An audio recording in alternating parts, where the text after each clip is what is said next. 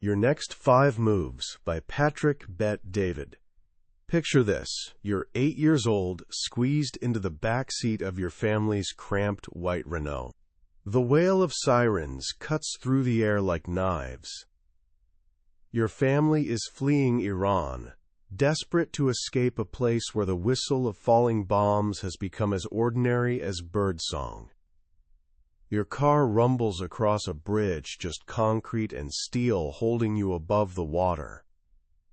Your father's knuckles are white on the steering wheel as he warns you and your sister, don't look back. But you're a kid. Of course you look back.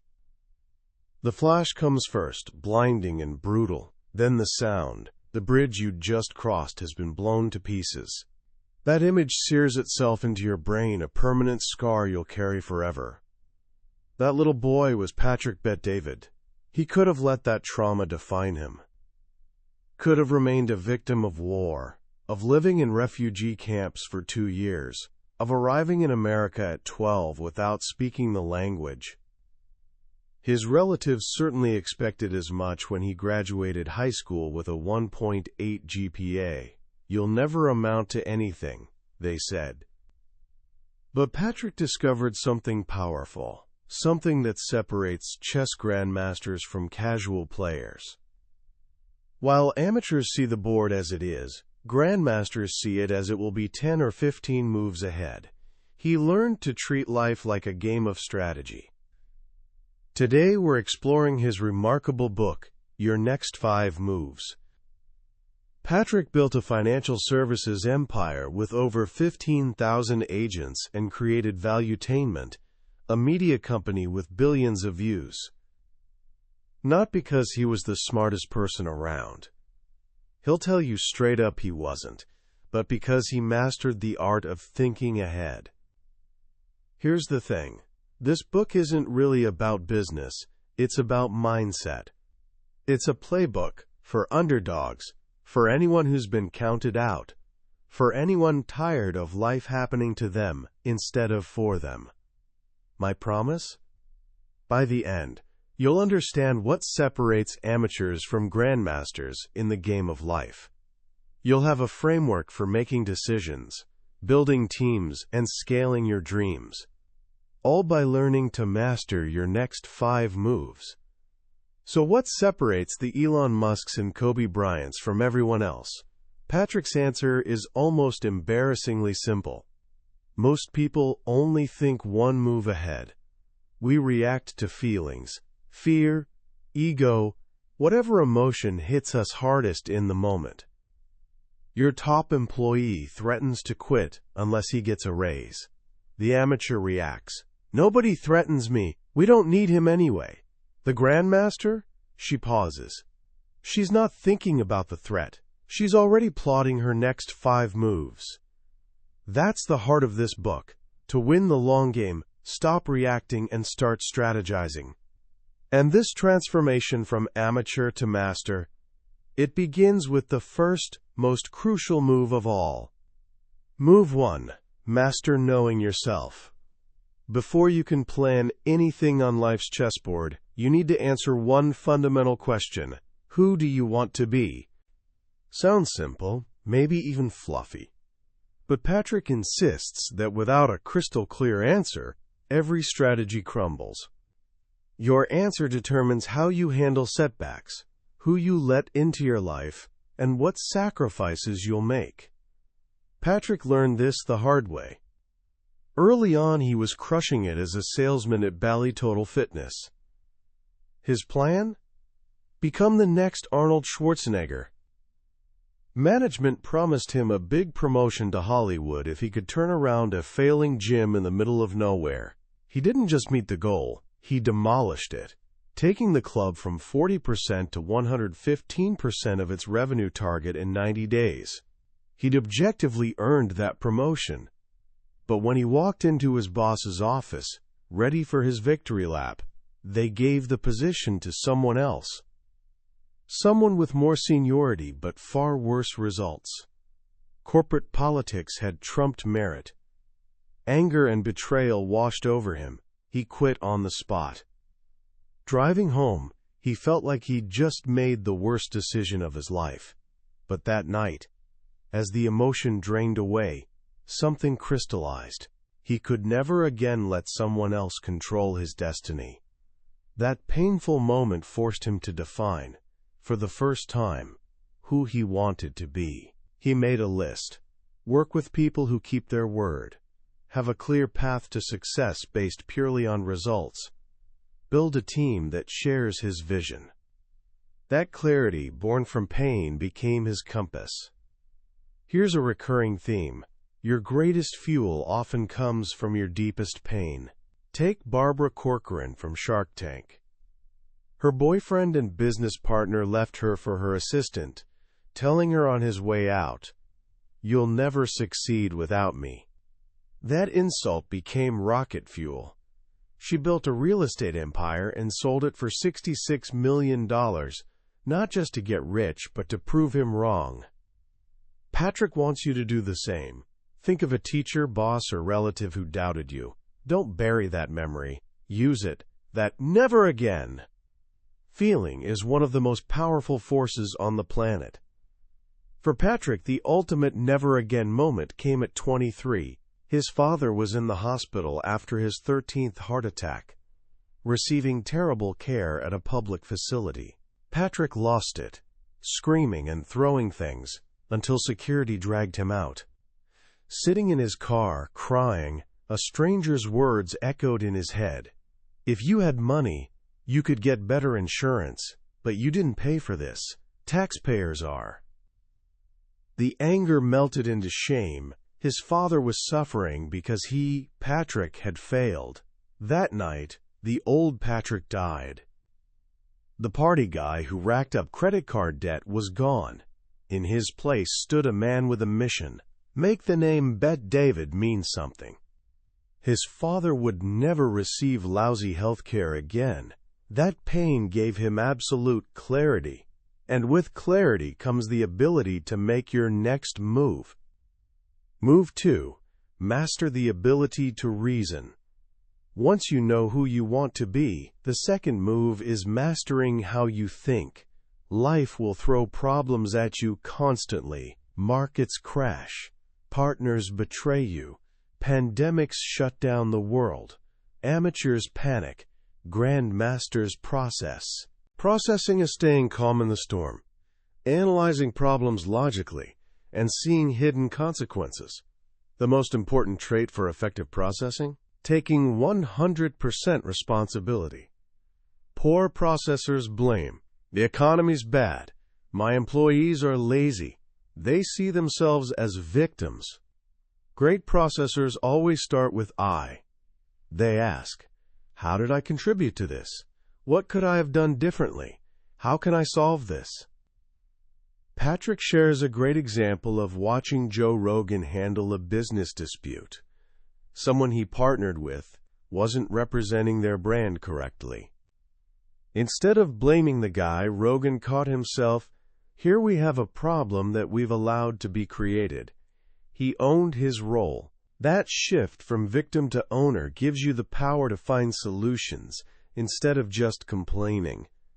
To systematize this mindset, Patrick developed Solve for X, just like in algebra, where you find the unknown variable to solve an equation. In business and life, you isolate the real problem. A colleague once told him, "I just don't love this anymore," referring to his job. Patrick pressed, "What is this?" After digging, the real problem wasn't the job. It was that the colleague had gained weight, felt tired, was in a sales slump, and had lost his self-esteem. The problem was personal habits, not career choice. Once he solved for the real X, he started exercising, regained confidence, and his passion returned. This process means asking why over and over until you reach the root cause. Your top customer left. Why? A competitor has lower prices. Why? Their product has fewer features. Why? Because most customers don't actually need all the features. Aha! You're not selling the right product for the market. Patrick used this exact system when his company nearly collapsed, just 5 weeks after launching his agency. Akin, a $400 billion industry giant, sued to put him out of business. He'd poured his life savings in and convinced 66 people to leave stable jobs to join him. An amateur would have raged, let ego take over, and fought the lawsuit to bankruptcy. Patrick, thinking like a strategist, made 2 lists: what I can control and what I can't control. He couldn't control why Akin sued, but he could control his response. He realized winning in court wasn't the most important outcome. Keeping his team's momentum and focus was. Winning the war mattered more than winning this battle.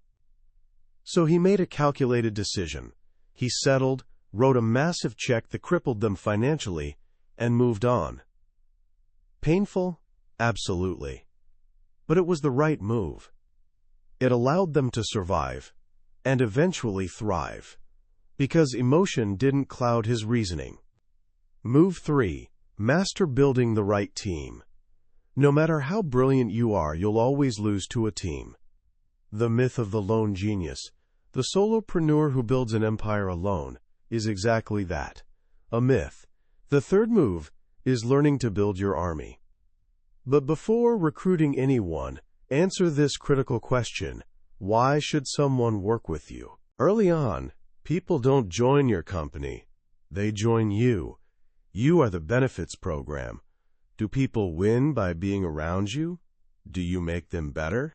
Do you have a track record of improving lives? If not, you have no business trying to lead anyone. Once you become someone worth following, surround yourself with the right people. This doesn't just mean employees. It means finding your consigliere. In the mob, the consigliere is the Don's most trusted advisor, the person unafraid to speak truth, even when it's ugly. Every great leader has one. Warren Buffett has Charlie Munger. Steve Jobs had Steve Wozniak. These people challenge you, spot your blind spots, and have the courage to tell you you're wrong. Patty McCord, former chief talent officer at Netflix, once caught CEO Reed Hastings secretly fixing software bugs right before a major speech. She got in his face. Stop being a geek engineer and be a leader. He didn't fire her. He kept her for 14 years because her challenges made him better. Insecure leaders want yes men. Great leaders want challengers.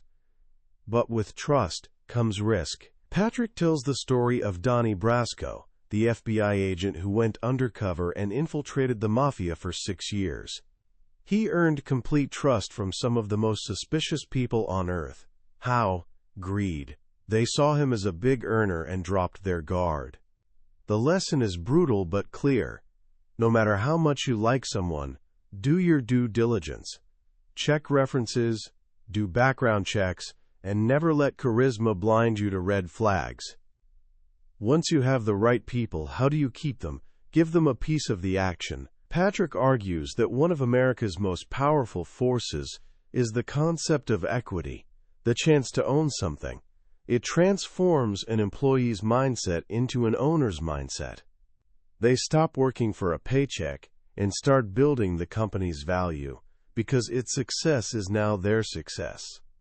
He tells entrepreneurs to ask their boss what it would take to earn a piece of the company. If the boss says nothing, leave. A leader unwilling to share the upside will never attract or keep true A players. Move 4. Master the strategy to scale. You've figured out who you are, how to think, and you're building your team. Now it's time to grow. This is Move 4, Scaling Your Vision. Patrick divides growth into 2 categories, linear and exponential. Linear growth comes from improving systems and making more sales. It's important, but incremental. Exponential growth, the empire-building kind, comes from only 2 places: launching innovative campaigns and developing leaders. An innovative campaign is a game-changing move that disrupts the market.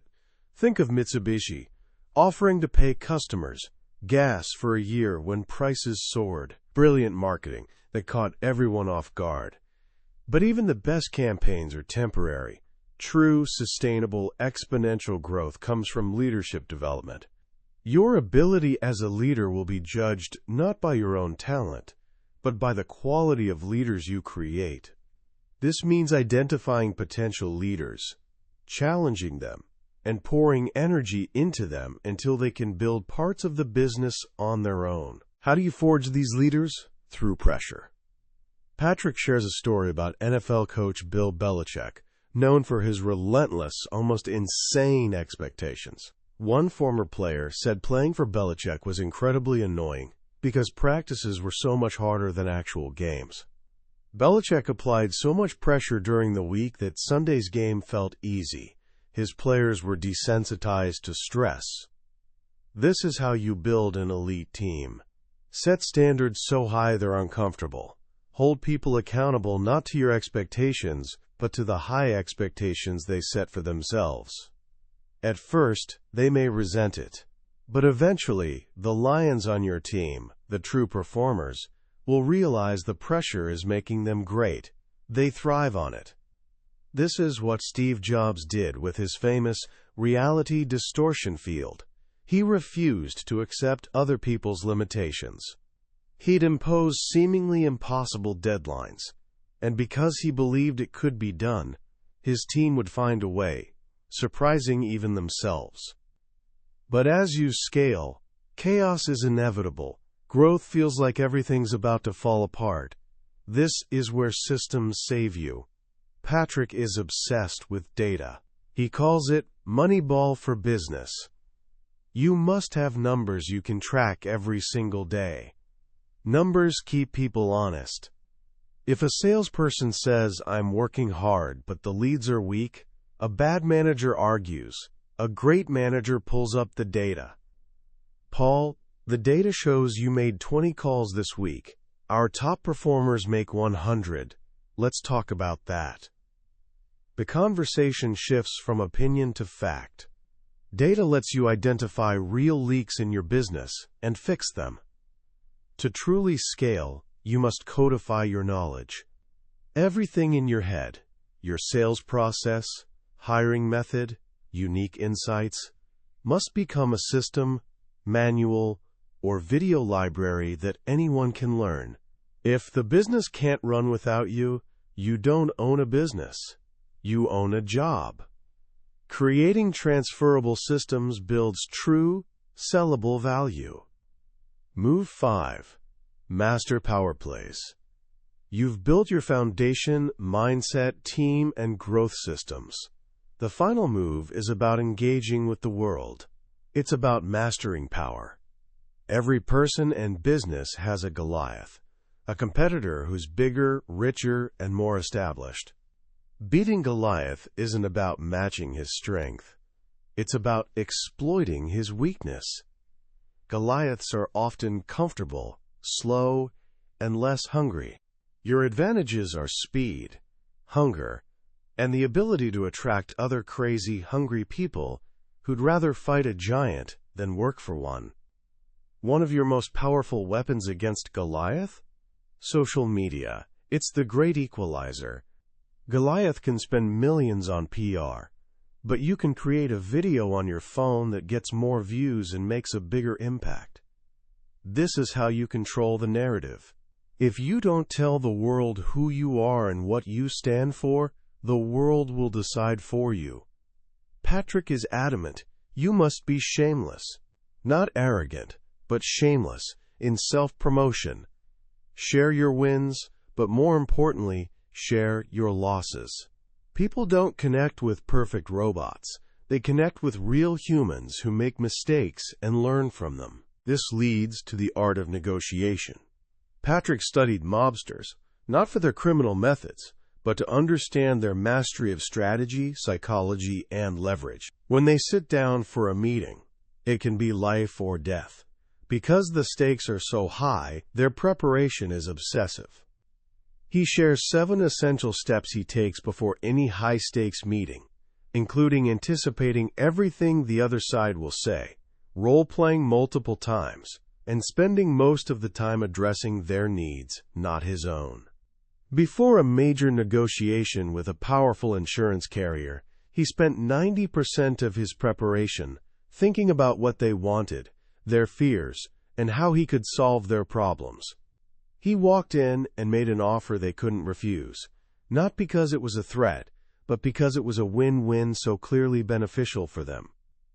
Ultimately, real power is having options. The person who needs the deal least has the most leverage. This is why you must never become dependent on a single customer, employee, or strategy. Always cultivate new options. But perhaps the most profound power play of all seems the weakest: service. Patrick tells a story about meeting a very influential man named Eli. Instead of asking for anything, Patrick simply asked, "How can I help you?" The man got emotional and told him his son was in a rough prison 4 hours away and no one ever visited. Without hesitation, Patrick agreed to go. He drove 4 hours, went through rigorous security, and spent the day with a complete stranger in a prison yard. He didn't do it for something in return. He did it to serve. But that single act built a bond of trust so deep that Eli became one of his most powerful allies for life. The formula is simple but life-changing. Stop asking what people can do for you, and start asking what you can do for them. That is the ultimate source of power and influence. The entire book, All 5 Moves, is a call to be more intentional, to stop being a pawn in someone else's game and start being the grandmaster of your own. It requires knowing yourself, reasoning clearly, building a loyal team, scaling with strategy, and wielding power with wisdom. It's a lifelong commitment to playing the game not just to win, but to become the greatest version of yourself. As we step back and look at the chessboard Patrick Bet-David has laid out, what's the one lesson that truly stands out? For me, it isn't a specific business tactic or clever negotiation trick. It's the profound idea that your life, right now, is a strategy game. Whether you realize it or not, you're making moves every single day. The only question is whether you're playing like an amateur or training to be a grandmaster. This book is a powerful antidote to the reactive, distracted, short-term living that modern life encourages. We're constantly bombarded with notifications, headlines, and other people's opinions, all pushing us to react emotionally and immediately. Your next 5 moves is a call to pause, breathe, and think. It's a reminder that the most powerful position on any board isn't strength, it's clarity. What makes Patrick's message so compelling is that he's the living embodiment of his own philosophy. This isn't academic theory. This is wisdom forged in fires of war, immigration, failure, and relentless ambition. When he talks about using pain as fuel, you feel the heat of that bombed-out bridge in Iran. When he talks about betting on yourself, you feel the terror and conviction of quitting a stable job with no safety net. He proves that your starting point doesn't determine your destination.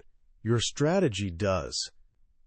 The most practical and transformative idea in the book is the very first move: master knowing yourself. In a world obsessed with hustle and external metrics of success, he forces us to begin with the internal. Asking, "Who do you want to be?" isn't passive. It's active. The answer becomes your North Star for every decision that follows. It's the filter for evaluating opportunities, relationships, and even daily habits. Without that filter, you're simply a ship without a rudder, pushed around by life's currents. So how can you start applying this grandmaster mindset today, even before you've built an empire? Let's make it simple. First, take the who question seriously. Find 30 minutes this week. Just 30. Go somewhere quiet with a notebook and write your honest, unfiltered answer to, "Who do I want to be?" Don't think about what's realistic or what others expect. Think about the person you'd be with no limits. What do they value? How do they spend their time? How do they make others feel? This is the first step to creating your own compass. Second, identify your fuel. Think of one specific time you felt underestimated, doubted, or told no. Feel that sting again for just a moment.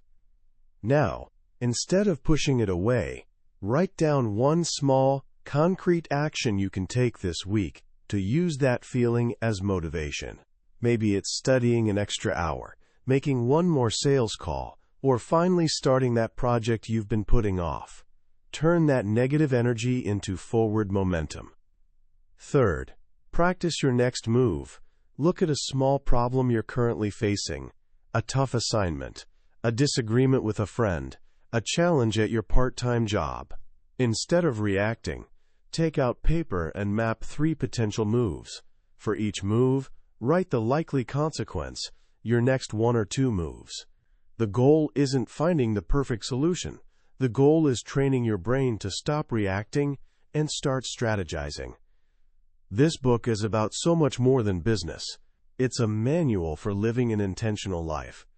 It teaches you that while you can't always control the pieces on the board, you can always control your next move.